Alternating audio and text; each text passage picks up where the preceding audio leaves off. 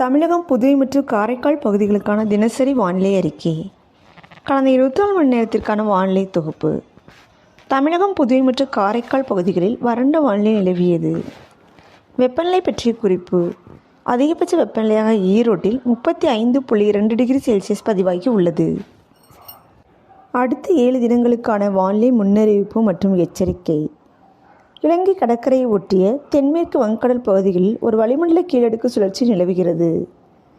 15ஆம் தேதி மற்றும் 16ஆம் தேதிகளில் தமிழகம், புதுவை மற்றும் காரைக்கால் பகுதிகளில் வறண்ட வானிலை நிலவக்கூடும். தமிழகத்தில் ஒரு சில இடங்களில் அதிகாலை வேளையில் லேசான பனிமூட்டத்திற்கு வாய்ப்புள்ளது. 17ஆம் தேதியில் தமிழகம், புதுவை மற்றும் காரைக்கால் பகுதிகளில் வறண்ட வானிலை நிலவக்கூடும். 18 மற்றும் 19ஆம் தேதிகளில் தென் தமிழக மாவட்டங்களில் ஒரு சில இடங்களில் லேசான மழை பெய்யக்கூடும். வட தமிழக மாவட்டங்கள், புதுவை மற்றும் காரைக்கால் பகுதிகளில் வறண்ட வானிலை நிலவக்கூடும். 20 மற்றும் 21ஆம் தேதிகளில் தமிழகம், புதுவை மற்றும் காரைக்கால் பகுதிகளில் வறண்ட வானிலை நிலவக்கூடும். சென்னை மற்றும் புறநகர் பகுதிகளுக்கான வானிலை முன்னறிவிப்பு.